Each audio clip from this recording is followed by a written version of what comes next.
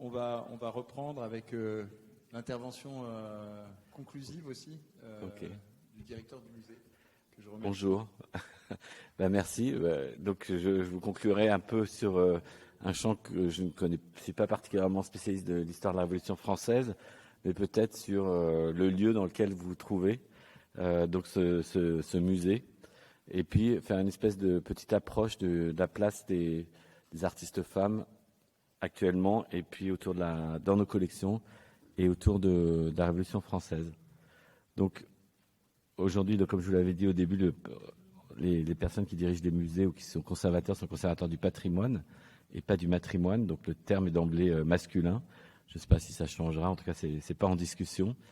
Dans nos collections du musée, il y a sur les 18 670 œuvres inventoriées, 1190 qui sont des œuvres de femmes, soit à peine 5% des artistes. Et avant 1900, on les compte, il y a moins d'une centaine d'œuvres réalisées par des femmes. Donc il y a un décalage qui est évidemment très important, qui est en train d'être corrigé, tout d'abord par les expositions. Ce musée était ouvert en 1994 avec une exposition de Rebecca Horn. Il y a eu aussi une très belle exposition de Georgia O'Keeffe, et moi-même, je souhaite programmer des expositions d'artistes femmes. La question des artistes femmes dans l'art, elle se pose de manière un peu plus forte à partir des années 80, notamment un groupe d'artistes qui s'appelle les Guerrilla Girls, qui vont commencer à faire des performances, des actions remettant en cause effectivement l'invisibilité des artistes femmes dans les collections de musées américains et des musées en général. Le mouvement va prendre petit à petit. En 2007, il va y avoir une exposition qui s'appelle WAC, au Art and the Feminist Revolution, qui est une exposition d'art international féministe qui sera organisée au Musée d'art contemporain de Los Angeles, et en 2007. Et en 2009, l'équivalent, on pourrait dire, au Centre Pompidou, puisque tout le réaccrochage des collections d'art moderne du Centre Pompidou va être remplacé par des œuvres d'artistes femmes, une exposition qui s'appellera tout simplement « Elle ». Lorsqu'on regarde les chiffres de l'Observatoire des publics en 2023, on voit que petit à petit, en fait, dans le monde de la culture, la place des femmes est de plus en plus importante, et les chiffres qu'ils avaient réunis, c'était 41% des femmes sur la tête des établissements de la culture, contre 30% en 2017. 44% des femmes sont directrices des affaires culturelles, contre 35% en 2019. 68% de femmes à la direction des 41 musées nationaux, contre 41% en 2019. 60% des femmes à la présidence des entreprises de l'audiovisuel public. Et 42% de femmes à la tête des centres dramatiques nationaux, contre 27% en 2019. Donc, dans un temps relativement court, de à peu près 5 années, il y a une très forte féminisation des structures artistiques et culturelles en France. On n'est pas encore dans la parité, mais on est quand même pas très loin. Pour reprendre aussi, puisque finalement je parle du point de vue du musée, il y a la question comme vous avez pu, j'espère, avoir le temps, ou sinon je parlerai d'autant plus vite, comme ça vous aurez le temps d'aller voir la collection de ce musée qui commence de l'Égypte à nos jours et qui donc survole la Révolution française. Donc l'image de la femme dans la Révolution française, enfin les grandes figures de la Révolution française, c'est évidemment Marie-Antoinette, Charlotte Corday ou la princesse de Lamballe, dont l'œuvre d'ailleurs, je crois, est au musée de Visil. Et donc c'est le tableau que vous avez ici, qui est un grand tableau sur sa mort en 1792. Et puis vous avez d'autres artistes femmes assez connues, notamment Vigée Lebrun.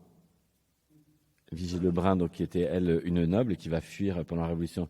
Élisabeth Vigée Lebrun, qui va fuir pendant la Révolution française. Et Adéile Labelle Guillard, qui, elle, va au contraire faire partie des révolutionnaires. L'une des élèves de David, qui s'appelait Marie-Guillemine Benoît, va lancer elle-même développer en fait des scènes de genre. Donc il y a quelques peintres femmes lors de la Révolution française, et Adélaïde Labille-Guillard va elle-même militer, agir pour l'égalité des peintres entre femmes et hommes et leur admission dans le métier de peintre. Un décret va permettre aux femmes d'exposer librement au salon, Et la première année, seule Adélaïde Labillard y participera. Et il y aura une trentaine de femmes en 1799 et 80 en 1824. Pendant la Révolution française, il y a peu d'œuvres d'artistes femmes qui nous restent. Il y en a juste une que je voulais vous montrer qui est au musée de Grenoble, qui est celle-ci, qui est donc La mort d'Antigone, qui est réalisée par cette artiste qui s'appelle Victorine Angélique Émilie Genève, qui va ensuite s'appeler Victorine Angélique Émilie Rumilly, qui est La mort d'Antigone, et sur lequel un historien qui s'appelle Olivier Hill est en train d'écrire un livre qui s'appelle Masculin-féminin sur la peinture d'Émilie Genève, 1771-1849. C'est un tableau particulièrement important pour elle, puisqu'elle va le garder toute sa vie, et peu de temps avant de mourir, elle va le léguer au musée de Grenoble.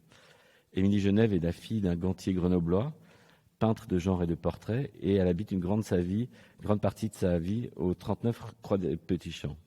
Elle est née en 1771 à Grenoble et fut l'élève de Jean-Baptiste Regnault. Elle expose entre 1808 et 1837 au Louvre. Et voilà, donc ça c'est une des personnalités. En fait, j'ai essayé de trouver une artiste femme autour de la Révolution française. Et dans la collection, c'est le tableau qui est probablement le plus important, qui faisait d'ailleurs la couverture d'une exposition au musée de la vie romantique. Autre approche qu'on m'a proposé de prendre et qui me semble tout à fait pertinente, c'est la place des donatrices dans le musée. Vous savez que les musées, les patrimoines, les collections des musées se constituent à partir d'achats, mais la plupart, les plus gros en fait fonds sont constitués de dons, et ce sont souvent en fait des donateurs. Alors en fait, c'est pas exactement que des donateurs, c'est souvent des couples, et dans les couples, même si c'est souvent l'homme qui a gagné l'argent qui a permis de constituer la collection, c'est souvent la femme qui va elle-même constituer la collection. La donatrice la plus célèbre du musée de Grenoble, c'est Georgette Agut. Une salle entière lui est dédiée dans l'exposition, dans le parcours permanent. Elle va commencer comme sculptrice. Elle-même, elle est fille de peintre. Et elle va participer régulièrement au salon, notamment Salon des Indépendants et Salon d'automne. De 1908 à 1919, elle va exposer à plusieurs reprises dans des galeries importantes, celles de Georges Petit, de Druet et de Bernheim Jeune. Elle peint paysages, portraits et des nus que vous pouvez voir actuellement dans les salles et où l'on voit des influences d'artistes qu'elle admire ou qu'elle a côtoyés, notamment impressionnistes, néo-impressionnistes et fauves. Elle est par ailleurs la femme de Marcel Samba, qui lui est élu socialiste, et tous les deux, et puis à partir de 1893, il sera constamment réélu jusqu'à sa mort en 1922, et il sera un ministre des Travaux publics de 1914 à 1916. Lorsque Marcel Samba, donc tous les deux sont des amateurs éclairés, très ouverts aux tendances nouvelles, notamment justement par le parcours de Georgette Agut, qui était elle-même proche par exemple de Matisse, et ils vont s'entourer d'une grande collection. Le 5 septembre 1922, Marcel Samba décède d'une hémorragie cérébrale et sa femme se suicide quelques heures après, avec un mot assez touchant en disant « Je suis déjà en retard ». Dans ses dernières volontés, elle indique que leur collection devra regagner un musée de province. Et à cette date, en fait, seul le musée de Grenoble est en capacité de montrer des œuvres d'artistes vivants. C'est quasiment le seul à collectionner ce type d'artistes. Et donc, la collection va rejoindre et va permettre de compléter les collections du musée, notamment dans le domaine du néo-impressionnisme, avec des œuvres de Paul Signac ou avec le fauvisme, avec des œuvres de Matisse, Marquet, Derain, Vlaminck ou Van Dongen. Au total, 44 peintures vont rentrer dans la collection, 24 dessins, une vingtaine de céramiques et 2 sculptures en 1923. Une autre donatrice importante pour le musée, c'est Isor Perrier, qui a vécu donc de 1839 à 1930 et qui est la fille du révolutionnaire Michel-Ange Perrier. Elle va s'engager très tôt dans la Société pour l'instruction élémentaire et va militer pour la démocratisation de l'enseignement. À Paris, elle est au contact de grands esprits de son temps, entre autres les frères Reclus, Ferdinand Buisson et l'écrivain féministe André Léo, dont elle est une amie proche. Pendant la Commune, elle participe à la commission instituée pour organiser et surveiller l'enseignement des écoles de filles. Enseignante, elle va diriger notamment un pensionnat de jeunes filles en Suisse et elle est autrice de plusieurs ouvrages de vulgarisation scientifique. Elle se marie en 1874 avec Aristide Ray pendant leur exil suisse. Aristide Ray, qui était lui-même député de l'Isère et qui va faire un premier don en juin 1892. 10 ans plus tard, Isor Perrier, à la demande de son époux décédé un an plus tôt, donne un paysage du maître grenoblois Jean Achard. Et enfin, le 30 juin 1930, le maire de Grenoble, Paul Mistral, et le conseil municipal acceptent le legs d'Isor Perrier, constitué de 5 000 francs dont le revenu devrait être mis à disposition du directeur du musée de peinture et de sculpture de la ville pour être employé à l'acquisition d'œuvres d'art, ce revenu pouvant être capitalisé ou employé annuellement.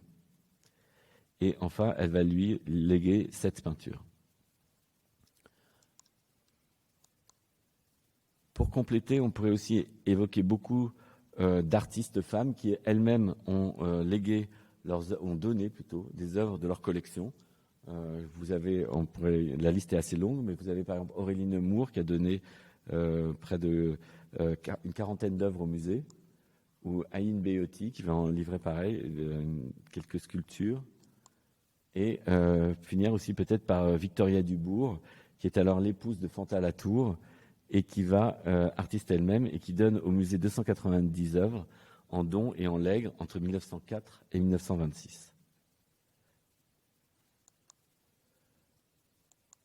Voilà, donc là, vous avez toute une série d'œuvres réalisées par des artistes femmes, qui pourrait être une troisième approche finalement de la place des femmes dans les collections, qui sont des œuvres qui sont pas toujours d'ailleurs accrochées en salle. Et la semaine dernière, un député finlandais se plaignait qu'on n'ait pas l'œuvre de Jacqueline Marval en salle. Alors, on n'a pas la place de tout mettre sur les murs, donc on l'a quand même amené dans les réserves.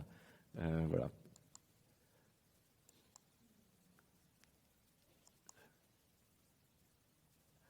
Actuellement, d'ailleurs, beaucoup de musées font ce travail de relecture de l'histoire et de remettre en fait des artistes femmes qui ont été soit oubliées, soit minorées.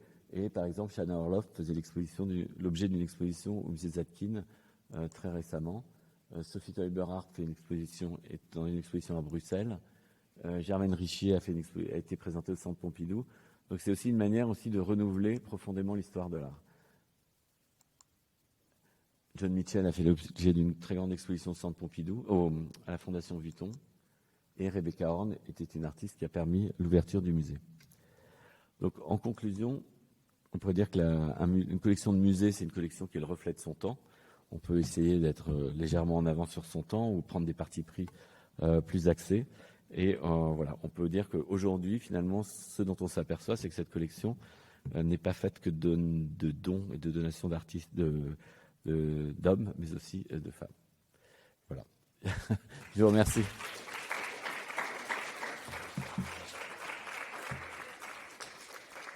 Bon, j'espère que vous avez en tout cas passé une bonne journée. Je vais vous laisser la parole peut-être pour conclure et vous dire que les collections permanentes vous sont ouvertes et le musée ferme à 6h30 pour ceux qui ne le connaîtraient pas. Je vous remercie. Merci à vous. Vraiment merci beaucoup de la part de la CIHRF, la Commission internationale d'histoire de la Révolution française, et puis merci à vous tous d'avoir assisté pendant toute la journée et de vous avoir prêté le soutien des services du musée. Ça a été vraiment très, très appréciable et on a beaucoup aimé travailler avec vous pour préparer ce colloque. Donc merci vraiment beaucoup. Bon, peut-être une prochaine fois. Peut-être à l'année prochaine alors. Exactement. Merci à vous.